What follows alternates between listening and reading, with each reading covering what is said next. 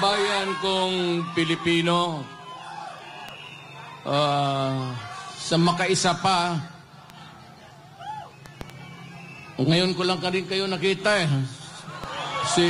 Nung umalis ako ng Malacanang, ngayon lang. So, pagpatawarin na po ninyo ako, maghingi ako ng tawad. It comes late, but maraming salamat sa inyo. At ginawa ako ninyong presidente.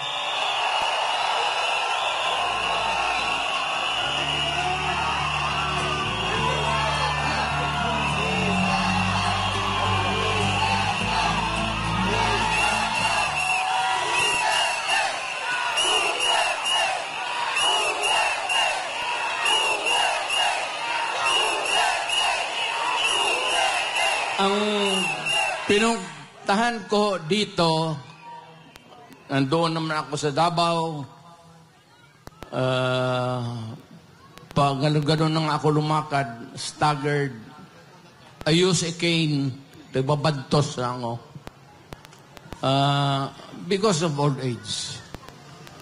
I used to be, pupunta ako dito ng Davao, dito man ako nag-aral, at matatag at matigas ang katawan. Hindi ko naman akalain na paabutin ako ng Panginoong Diyos. Makatapos, makauwi, makatrabaho, at maging isang mayor doon for 23 years. Naging congressman, vice mayor ako ng anak ko. Tapos, after about almost 30 years, bumalik ako ng Maynila, hindi na estudyante, presidente na ako.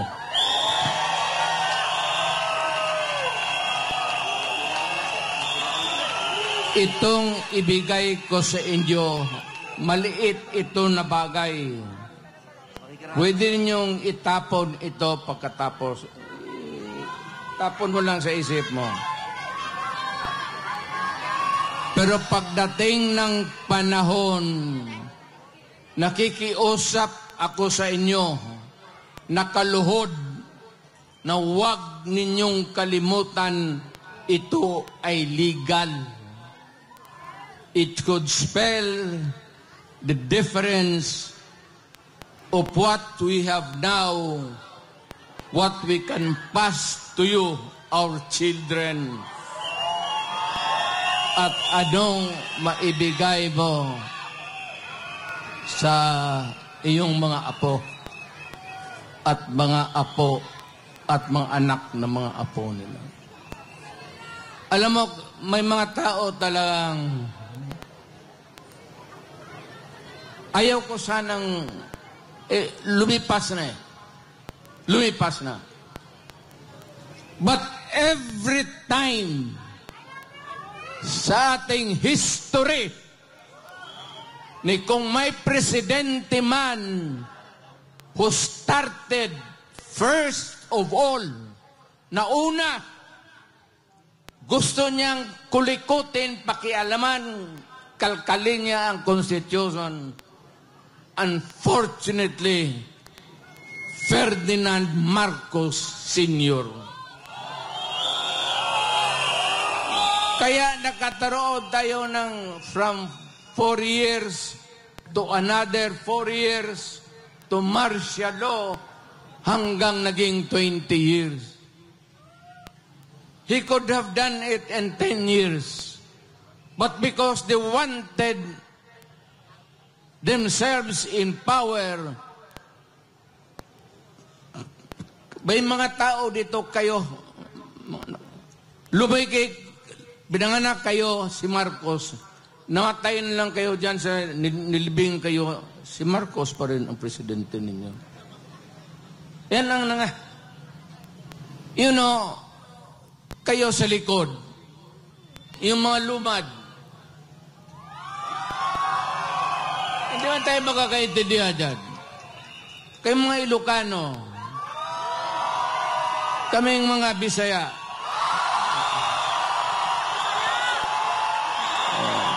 mga Waray, mga Moro, nung unang panahon, nakakaintindihan ba tayo? Nung una, inalipin tayo ng mga Espanyol. Wala tayong pulbura. Ang sekreto niyan, pulbura pati kanyon. So, nung unang putok-putok, at mabuti na lang itong si Magellan, sumimple, pumunta sa likod ni Magellan, at pinutol yung itlog niya ni Magellan.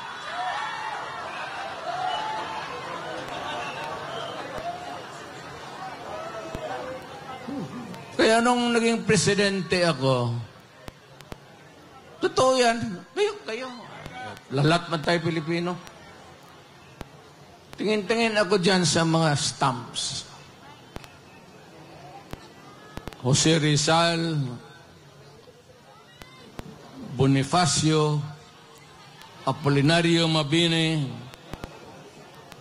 si Jacinto, Marcelo H. del Pilar. Okay yan sila.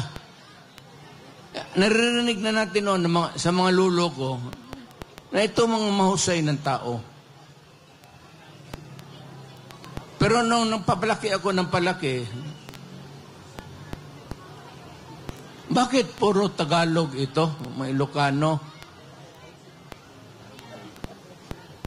Sabi ko, wala ba tayong Bisaya na hero?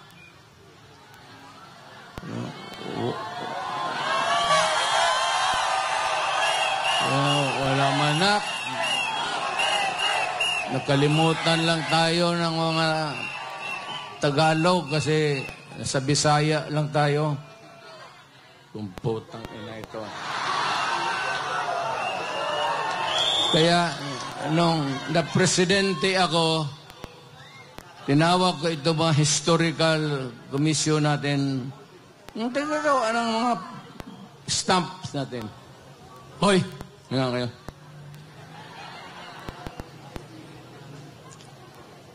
Kami bang mga Bisaya? Sino ang hero namin?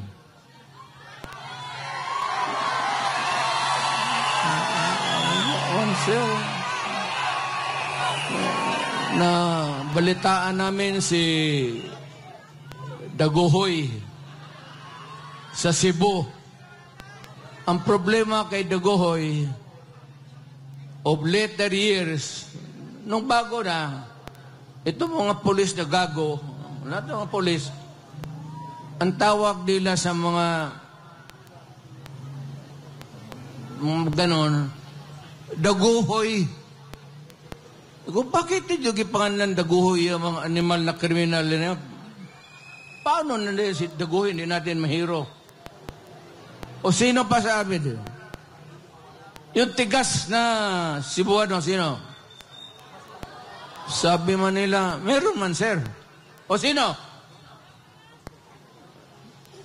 Pero isda man, sir. Sino? Si Lapu-Lapu, sir.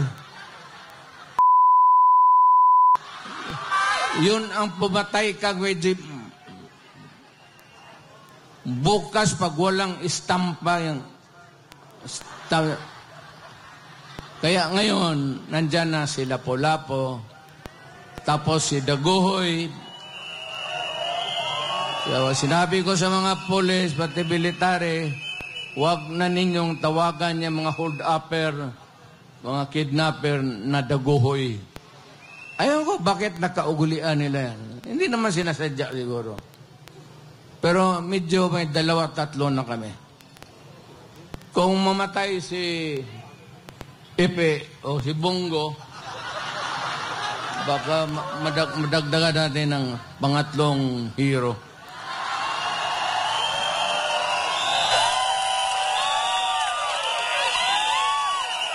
Ito lang, hindi ko na lang habain, ha?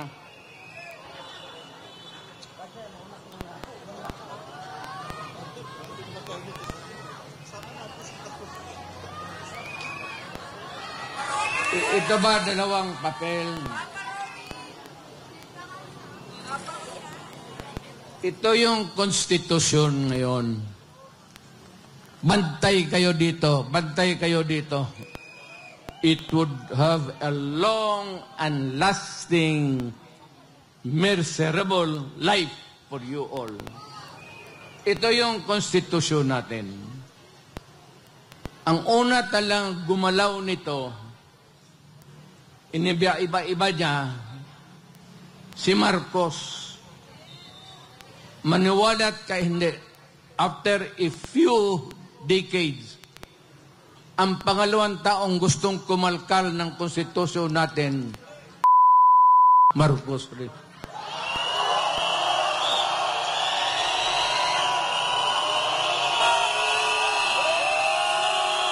Ano ang dahilan? Gusto lang nilang ito. Sabi man itong mga na naging congressman rin ako. Sabi nila, ito lang mga provision, edukasyon, papasukin natin yung mga lahat, mga Princeton, kung ano yung maganda. Okay naman tayo. Yung UP natin, hindi naman matatalo. Education, advertisement. Para sa akin, hindi na kailangan. Walang kawala-walang kwenta. Yan ang excuse ni Marcos noon. Pati ang excuse ni Marcos noon. Marcos. Pareho-pareho yung linya. Except dito, sa isang linya lang, nandyan. Yan lang ang target nila. Ito, excuse yang ito para mabuksan lang ang konstitusyon. Hindi mo sabihin na ito lang ang galawin namin. Pag nagalaw yung konstitusyon, walang makakapara, lahat na, everything goes. Ang gusto nilang pakialaman, ito,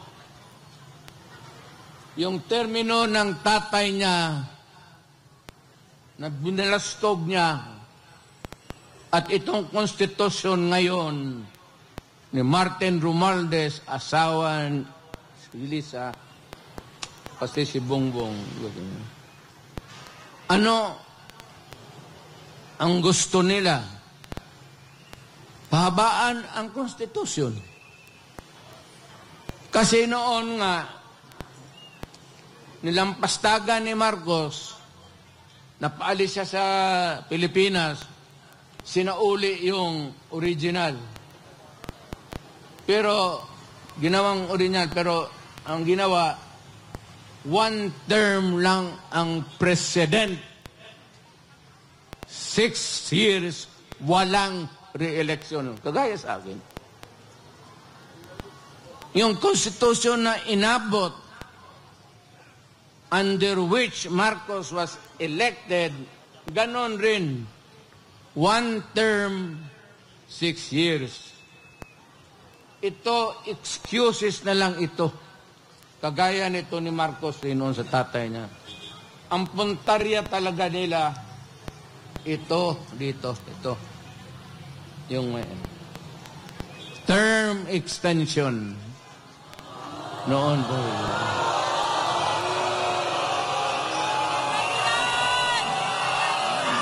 Because yung constitution kung saan na siya nahialal, one term, 6 years.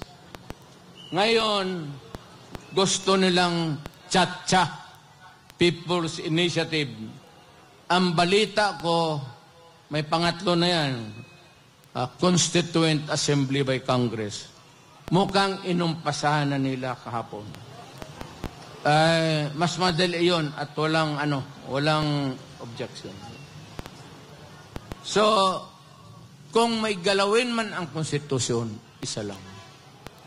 Pahabain lang talaga ni Marcos Kung anong ginawa ng tatay niya, gagawin niya. Ako, na-elected ako under this Constitution. It says that I served 6 years. Then after that, I go out. Umalis ako. Usang doon. Pero itong mga tao talaga, Marcos doon, unang panahon, Marcos dito, basta panahon ng Marcos, napakialaman talaga yung konstitusyon. Pinapahaba yung trabaho. Huwag kayong pumayag na ganon. Kababuyan yan. Sabi ko sa iyo, hindi tayo magkakilala lahat. Kung unang panahong nagkita tayo dito sa Maynila, magpatayan tayo. Ilocano ka, Batanggenyo ako, Bisaya ako, Waray, Buro.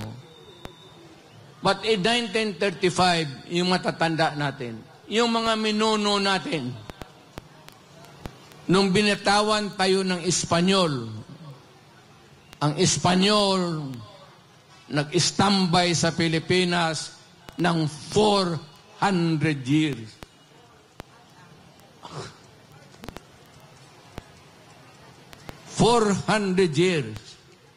Pumasok ang Amerikano because there was an American-Spanish War. Natalo ang Espanyol, nawala sa kanila ang Mexico, yung mga Marianas Island, pati Philippines, isinurrender nila sa Amerikano.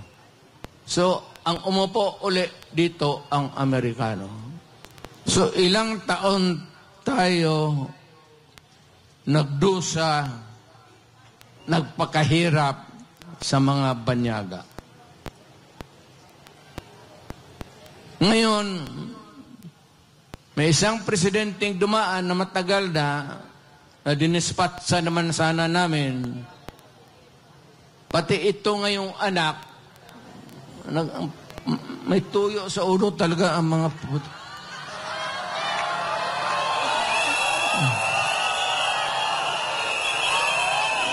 gusto pahabain.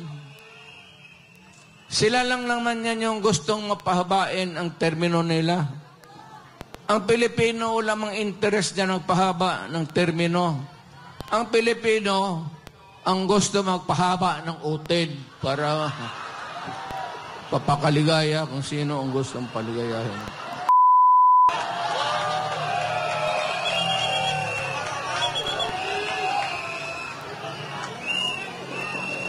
Hindi na ako magtatagal kasi marami pong salita. Tsaka ilang araw na kayo. Mag-uwi na kayo. Huwag lang kayong magpaluko. Yan ang legal. Sabi ko. Huwag ninyong pumayag na mangyari yan. Kasi mapalitan nila ngayon, walang siguro ko mapalitan sunod na eleksyon. Kasi ang gusto nila, presidential Republican type of government. Ang Pilipino, tayong lahat dito, may isang boto para sa presidente. Ngayon, ang gusto nila itong Congress, tutunawin nila, gawain nilang parliament. Ang magboto sa presidente o prime minister, ang tawag na dyan hindi presidente, prime minister na, ang mga assemblyman o kaya yung mga congressman ngayon, hindi na kayo makaboto. Nada. Philippines. No more. Kaya huwag kayong pabayag. Baski na matunaw na yung mga kamay ninyo. Sabihin ninyo doon sa kapitbahay ninyo, kapag pumirma ka niyan, papatayin kita. magpatayan na lang tayo dito lahat. Huwag kayong pumayag sa kabalostugan na yan. Masisira ang Pilipino. You would lose your direct vote. Ako gusto ko si Marcos. Ako gusto ko si Ramos. Ito, isang boto ko lang to. Oh. Ito, gusto ko si Villar. Isang boto lang. Pag tinunaw nilang yung konstitusyon ngayon at yung sabi nilang bagong konstitusyon, itutunaw na nila, ang lalabas niyan, ang presidente maging prime minister na. At ang mga, yung mga congressman ngayon, assemblyman na, wala ng Senate, wala ng House of Representatives. Purnada na tayo. Kung sakali man, itapod lang ninyo ang oras. Kung sa anong oras kayo mag-umpisa dito, pagka ganon, well, meron akong ipagbilin sa inyo. Hindi pa naman talaga, At saka ako naging presidente. Awang-awa ako sa military. Mababait yan sila. Awang-awa ako sa mga polis. Yung mga polis, maraming gago dyan. Yung iba, pwede nyo patayin. Pero sila sa trabaho nila, medyo talagang matino yan sila. I would like to caution you that hindi pa tayo umabot ng critical math na mapunta sa Malacanang. Iwasan niyo muna. Pag-iusap ko lang sa inyo. Let us make this rally peaceful in the meantime. Total, hindi naman tayo ginagawa. Wala namang naging sa atin ng police. Wala. Hindi naman tayo iniistorbo. Kaya mag-demonstration ba tayo? Dito na muna tayo. Let us not go into the seat of the governing power. Kasi doon may mga national treasures tayo. Kagaya nung una nangyari kay Marcos, napasok ang Malacanang, marami ang nasira. Hindi man kanila yon sa Malacanang. Atin jud sa Pilipino. Ano sa Tagalog? Bahandi. Ano bang bahandi? Yung lahat ng sa Malacanang, persa lang ang jackie nila, pati pante. Yang lahat dyan, mga paintings, lahat makita mo, kayamanan ng Pilipino yan. So, huwag muna doon at kung magpunta to doon, huwag natin sirain. Ang huwag niyo kalabanin ang pulis pati military. Kung pagdating ako ng paagitna, kasi ayaw ko, naging presidente kasi ako, naintindihan ko trabaho nila. Mahal ko ang militar.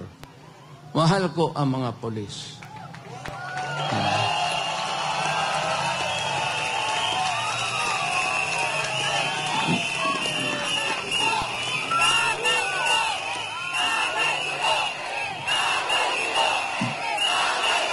Babae mo na.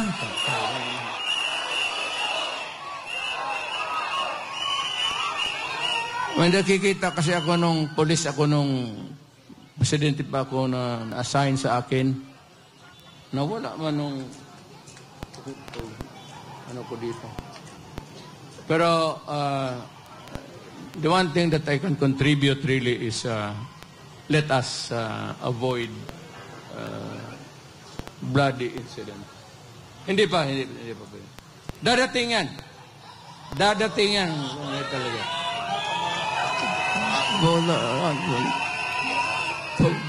Pagdalang itong si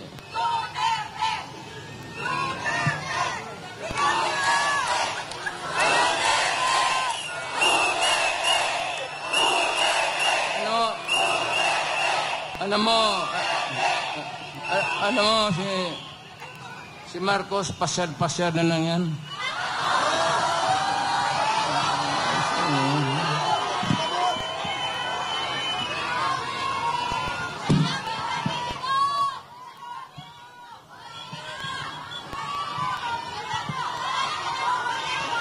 Wala nang, Marcos. Marcos, ano?